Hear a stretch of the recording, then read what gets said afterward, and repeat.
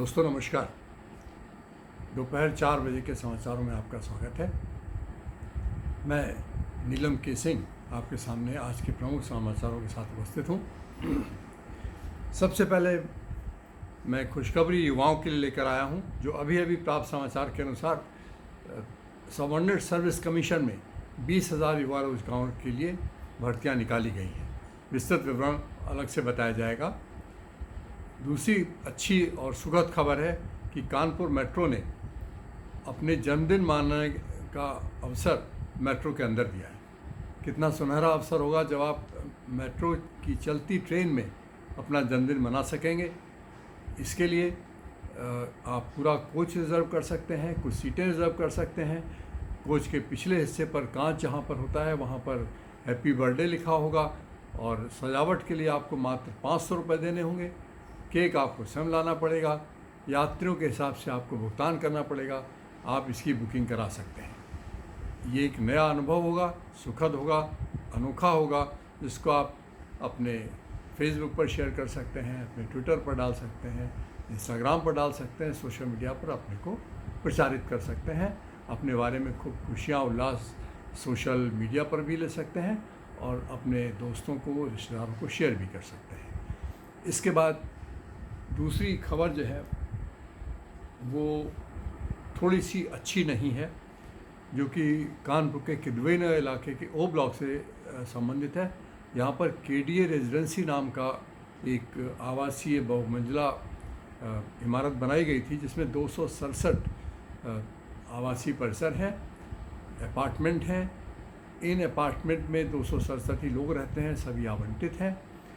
आजकल उनके चारों तरफ बैनर लगे हुए हैं जिसमें मोदी जी से मांग की गई है कि कृपया इनको ध्वस्त करा दीजिए। कारण यह है कि 3 वर्ष में ही इसके पिलर्स में, इसकी दीवारों में दरारें पड़ चुकी हैं।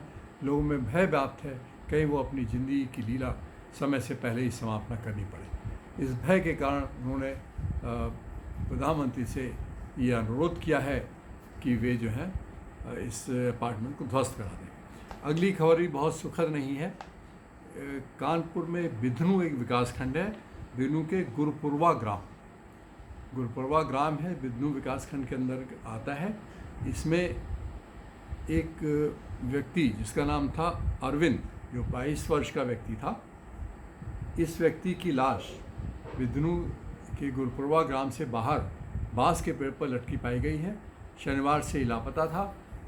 रविवार की प्रातः उसका शव गांव के बाहर लटका हुआ पाया गया है। अभी तफ्तीश या उसकी जांच जारी है, तब तक इसका कारण बता पाना मुश्किल है। कानपुर की एक अन्य खबर है। कानपुर का एक बहुत महत्वपूर्ण और बहुत बड़ा इलाका है जो कि दक्षिण कानपुर में पड़ता है, जिसको बर्रा के नाम से जाना जाता है। बर्रा 1 से 8, इसके अलावा बर्रा गांव और बर्रा वर्ल्ड बैंक कॉलोनी, इस तरह से बर्रा के अलग अलग नाम हैं। इसके अंतर्गत एक मालवीय नगर कॉलोनी है। मालवीय नगर कॉलोनी के अंदर 3 मजदूर जहरीली गैस के कारण मृत हो गए हैं। यहाँ पर सीवर की सफाई के लिए शिवा तिवारी नाम का एक मजदूर, जिसकी उम्र 25 साल थी, सीवर सफाई के लिए उतरा था। जब ज़्यादा समय होने पर भी वो बाहर नहीं निकला तो उसके अन्य 2 दोस्त अमित और अंकित पाल की उम्र 28 वर्ष थी और अमित की उम्र 34 वर्ष थी। ये दोनों भी उस नीचे उतरे। थोड़े समय के बाद तीनों ही वहाँ पर जब निकाले गए तो शिवा तिवारी की मौत हो चुकी थी। इन तीनों को जब अस्पताल ले जाया गया तो शिवा तिवारी तो मृत लाया गया, घोषित किया गया और अन्य 2 को इलाज के लिए भर्ती किया गया। लेकिन थोड़े समय इलाज के बाद उन दोनों ने भी दम तोड़ दिया।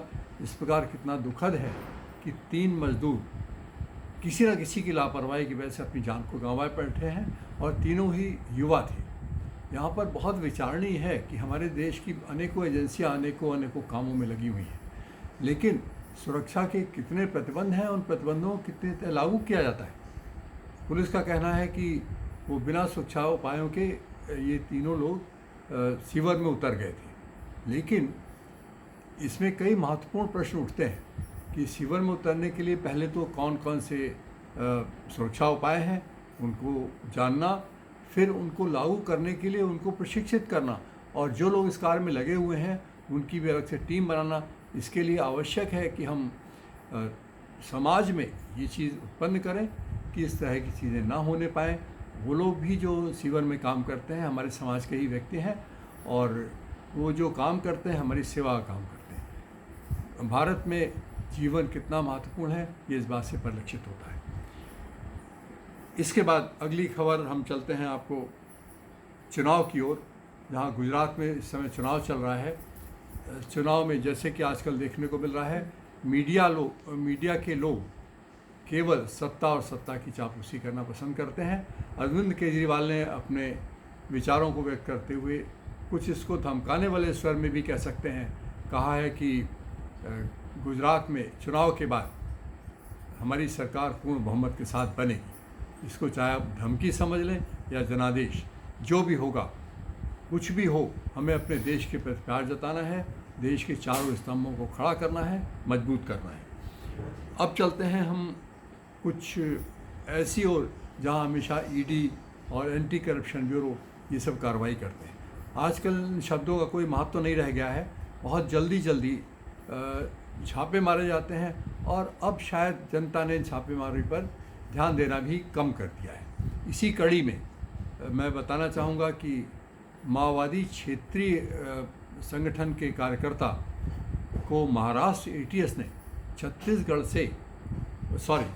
नहीं, झारखंड से 15 लाख रुपए ले जाते हुए गिरफ्तार किया है।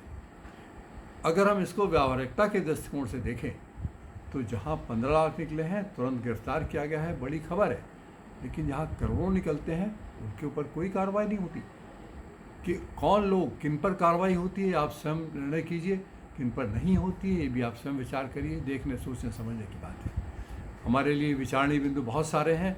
जब हम विचार करेंगे तभी हम सही निर्णय पर पहुंच जाएंगे। इन्हीं शब्दों के साथ मैं अपनी वाणी को विराम देना चाहता हूं, और आपसे अनुरोध करना चाहूँगा कि यदि आपको हमारी बात और हमारे समाचार पसंद आए हों तो हमारे चैनल को सब्सक्राइब करें, उसको बेल आइकन दबाएं ताकि हमारा नोटिफिकेशन आप तक पहुँच सके, और जुड़े रहिए हमारे यूट्यूब चैनल .न्यूज़ फॉर्मरली नीलम सिंह न्यू ब्लॉग को सब्सक्राइब करिए और हमारे चैनल से जुड़े रहिए। हम आपके सामने नई खबरें और ताज़ा तरीन खबरें लेकर आते रहेंगे। धन्यवाद, नमस्कार।